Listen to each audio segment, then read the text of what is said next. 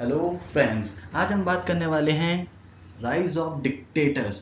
देखिए, अगर आप वर्ल्ड का करंट सिनेरियो देखेंगे तो बहुत सारी डेमोक्रेसीज हैं जो टुवर्ड्स डिक्टेटरशिप मूव कर रही हैं। राइट विंग पॉलिटिक्स या राइट विंग एक्सट्रीमिज्म बहुत ज़्यादा हो रखा है वर्ल्ड में। तो आज हम उसी के ऊपर बात करेंगे कि एक पॉलिटिकल लीडर डिक्टेटर कैसे बनता है। इस चीज़ को हम डिकोड करेंगे। हम इन तीन पॉलिटिकल लीडर्स की बात करेंगे। ये हैं शी जिनपिंग, ये हैं पुतिन और ये हैं टर्की के प्रेसिडेंट एर्डोगन। तो हम इन तीनों के बारे में बात करेंगे, इन तीनों की हिस्ट्री जानेंगे, प्रेजेंट देखेंगे और फिर हम डिकोड करेंगे कि एक पॉलिटिकल लीडर एक्चुअल में डिक्टेटर कैसे बन जाता है।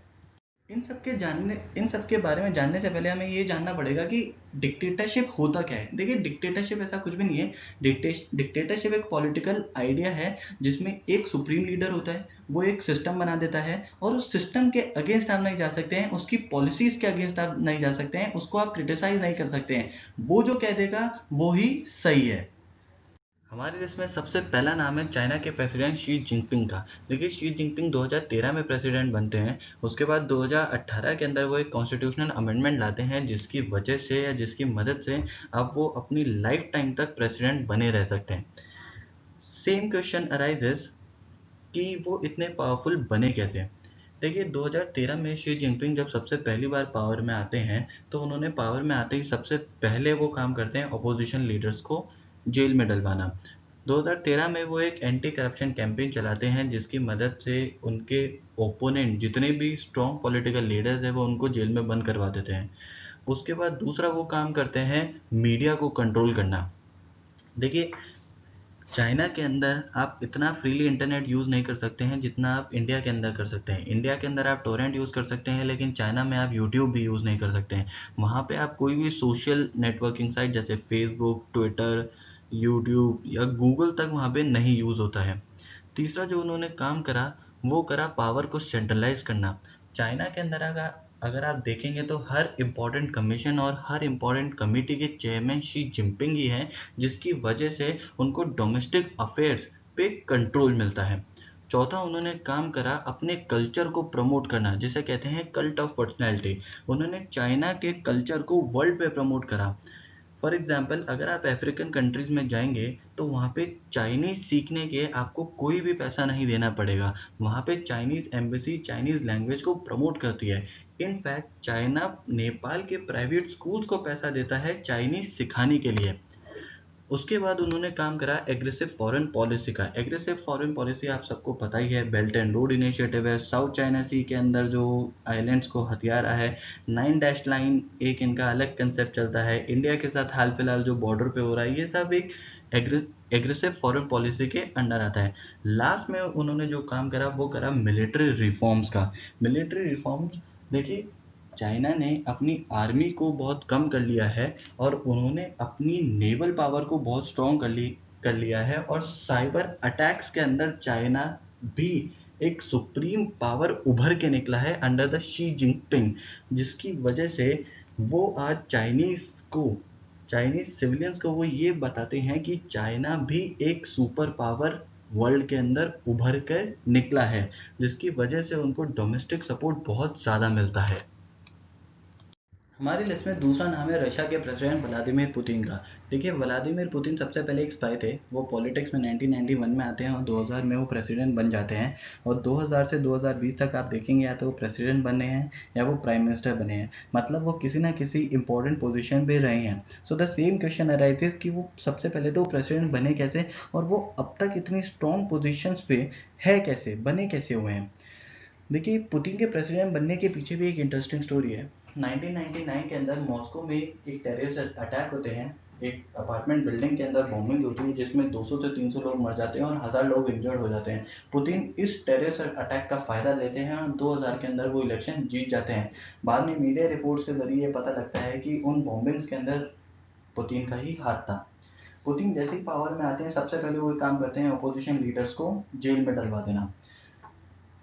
ऑपोजिशन लीडर्स को जेल में डलवा देते हैं, मरवा देते हैं, टॉर्चर करवाते हैं। जो बिजनेसमैन पुतिन के अगेंस्ट जाता है वो उसको टॉर्चर करवा देते हैं। कुल मिला के वो पॉलिटिकली सबको साइलेंट कर देते हैं। दूसरा जो वो काम करते हैं वो करते हैं मीडिया को कंट्रोल करना। देखिए, रशिया के अंदर आप गवर्नमेंट को इतना फ्रीली क्रिटिसाइज नहीं कर सकते हैं जितना आप इंडिया के अंदर कर सकते हैं। वहाँ पे पूरा मीडिया कंट्रोल है, वो पूरा का पूरा पुतिन के इशारे पे चलता है। कोई पॉलिटिकल एक्टिविस्ट अगर गवर्नमेंट को क्रिटिसाइज करता है तो उसको टॉर्चर किया जाता है। इनफैक्ट पुतिन मीडिया को सॉफ्ट इन्फ्लुएंसिंग के लिए वो यूज करते हैं। देखिए रशियंस ये मानते हैं कि यूएसएसआर का जो पतन हुआ, दैट इज यूएसएसआर का जो टुकड़े हुए उसका कारण यूएसए है। और इस चीज को पुतिन कभी भी खत्म नहीं होने देते हैं। वो रशियंस को बार बार ये याद दिलाते रहते हैं। इसी वजह से आप देखेंगे यूएसए और यूएसएसआर के रिलेशन कभी भी अच्छे नहीं है। इसी चीज का वो फायदा उठाते हैं अपनी थ्योरी, जो उनकी एक थ्योरी है कि वो यूएसएसआर को वापस से बनाना चाहते हैं। इस चीज का वो फायदा यूएसएसआर को बनाने में यूज करते हैं। 2014 में आपने सुना होगा पुतिन ने क्रीमिया को एनेक्स कर लिया था। वो इसी वजह से करा था क्योंकि क्रीमिया सबसे पहले यूएसएसआर का हिस्सा था। लास्ट और फाइनल स्टेप जो पुतिन की पॉलिसी का है वो है एग्रेसिव मिलिट्री अटैक्स। पुतिन कभी भी पीछे नहीं हटते हैं। वो जहाँ भी यूएसए जहाँ भी वॉर करने जाता है वो रशिया को वहाँ पर डाल देते हैं, चाहे वो सीरिया हो, चाहे वो अफगानिस्तान हो, या वो अफ्रीका की कोई कंट्री हो। वो हर जगह एग्रेसिव मिलिट्री अटैक करने में विश्वास रखते हैं ताकि वो रशियंस को ये बोल सकें कि रशिया आज भी सुप्रीम पावर है।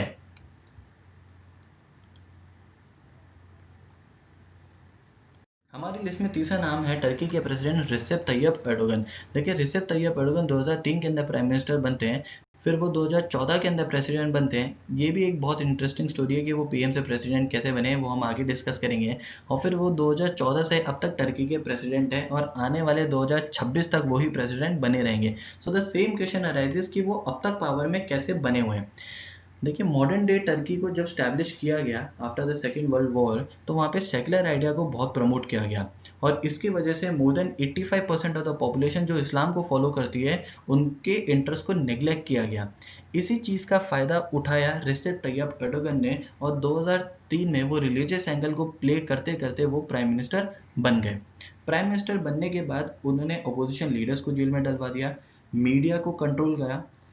कोई भी पॉलिटिकल एक्टिविस्ट गवर्नमेंट के अगेंस्ट नहीं बोल सकता है, गवर्नमेंट के अगेंस्ट वो आर्टिकल पब्लिश नहीं कर सकता है। आप ये मानेंगे नहीं, लेकिन चाइना और रशिया में भी जर्नलिस्ट के साथ इतना बुरा नहीं किया जाता जितना टर्की के अंदर किया जाता है।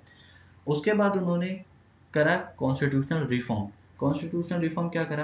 देखिए टर्की के अंदर अगर आप पहले देखेंगे तो पहले पार्लियामेंट्री फॉर्म ऑफ गवर्नमेंट थी। पार्लियामेंट्री फॉर्म ऑफ गवर्नमेंट मतलब प्राइम मिनिस्टर सबसे ज़्यादा स्ट्रॉन्ग होता है और प्रेसिडेंट केवल नॉमिनल हेड होता है, जो जैसा इंडिया के अंदर फॉलो होता है।